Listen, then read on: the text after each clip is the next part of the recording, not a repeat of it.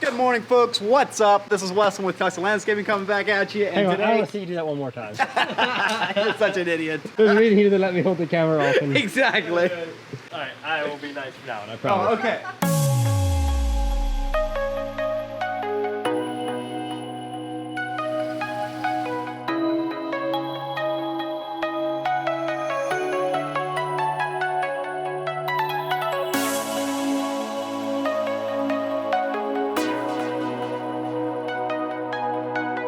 What's up, guys? Weston with Tussey Landscaping coming at you this morning. Today we're back at a project where we've installed this 4 years ago, and there is an 11 to 16 pond here, just a small system with a biofalls and a skimmer, bubbling rock set up there, and then we have a large custom pond, 10 by 30 pond, very large, 3 feet deep, bog filtration system up top, big waterfalls. When we walked in here this morning, I immediately noticed something.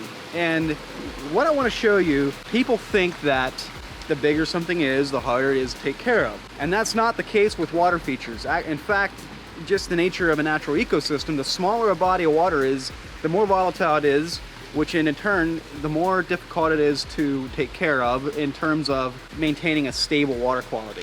With a smaller water feature, you'll more typically see swings in the water. Like, you're quicker to see like cloudy water, you're quicker to see an algae bloom come through. Whereas with a large water feature, it's a larger body of water. Typically they have wetland filtration, which is a larger form of a biofalls. And because it's larger, the chemistry in the water is more stable, the biological filtration is more stable, and so you have a lot clearer water, you have a lot cleaner rock surfaces, and you just have an easier experience. Like, there's a lot of water feature clients that we have with larger water features that literally never touch them, other than a spring clean out once in a while, and we do that. So what I want to show you is how the water quality in the small water feature and the larger water feature are the same. If you take a clear cup, I don't have one or I'd do that for you, but if you take a clear cup, you get out of the small pond, a clear cup out of the large pond, the water quality will look very similar, but what doesn't look similar is the rock surface. Let me show you. So you can come on in here, just get a shot of down in here. If you can see without the water reflecting, if you look in the shade part over here, you can see, yeah, you can see that better with no reflection. So you can see my hand in this water. I mean, my fingers are a foot underwater, and it's crystal clear. But you have this biofilm on the rock, which is totally natural, totally normal, nothing to freak out about. You can see that if I rub that, there's some green biofilm that kind of comes separated and gets swept into the skimmer. And there's nothing wrong with this. This is the look of a natural ecosystem pond. But let's go take this piece of gravel. Explain why it's there. That biofilm is growing to pull out nutrient imbalance in the water. So what this biofilm is it's growing there. It's part of the biological filtration that we talk about when we talk about these aquascape ecosystem ponds. And it's growing and feeding off the nutrients in the water. And because there's not an excess of nutrients in the water is crystal clear because this biofilm is eating the nutrients in the water. So let's take this piece of gravel over to the larger pond and compare it with a piece of gravel in there. Okay, I got this piece of gravel from the small pond over there. This is a larger pond. It has a natural wetland filtration system up top, at the top of the waterfalls.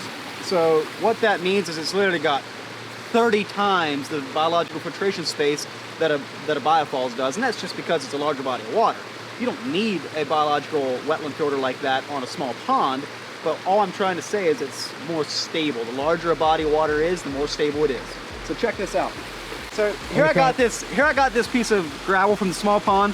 You see that green stuff? I can scratch it off, which again, that's good. You want that because that's what gives you that clear water, but check this out. Oh, that literally is 3 feet deep. I was trying to tell you. I thought I could reach that. Right over here. All right. You want to do a retake on that? So check this out. Can you see like the gravel in the bottom of this pond? Is it reflecting, or can you see it? Yeah, I got it. You got it? All right. Look at this piece of gravel. These ponds are 50 feet apart from each other, the exact same environment. The only difference is the size of the body of water and the filtration setups. Just look at that. Like this, I already scratched a bunch of that biofilm off, but this one has a biofilm on it. It's just much cleaner, much smaller. and it's just incredibly clean. Like, here's the underside of this piece of gravel. So that's facing upwards to the sky. That's the bottom side. Look how clean that is. Check this out. There's very little difference in that. So this just goes to show what you can expect with a smaller body of water versus a larger body of water. And there's nothing wrong with either of them. It's just the laws of nature. That's just the difference.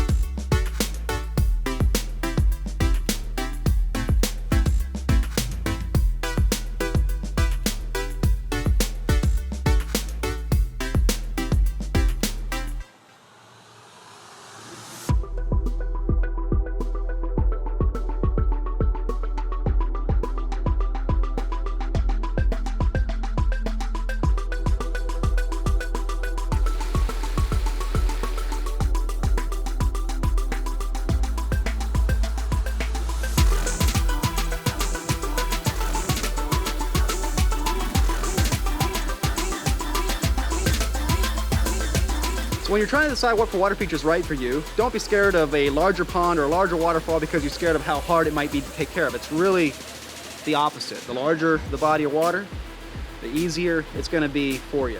This pond, virtually do nothing.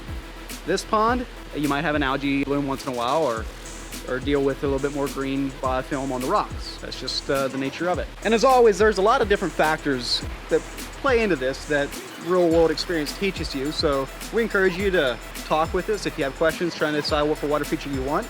Come out to our displays at Tussey Landscape Center or call us. We'll talk with you and walk you through. We'll set up a consultation at your home and we can meet with you at your property and look at what the space is that you have available. Just pick what's right for you. All right, so that's it for today. If you like this kind of information, this kind of tips for landscaping, water features, outdoor living, the things that we do, subscribe to this channel, comment below for any questions you have. We'll get back to you. Share this video with any friends you may have that may find this interesting or helpful. And until next time,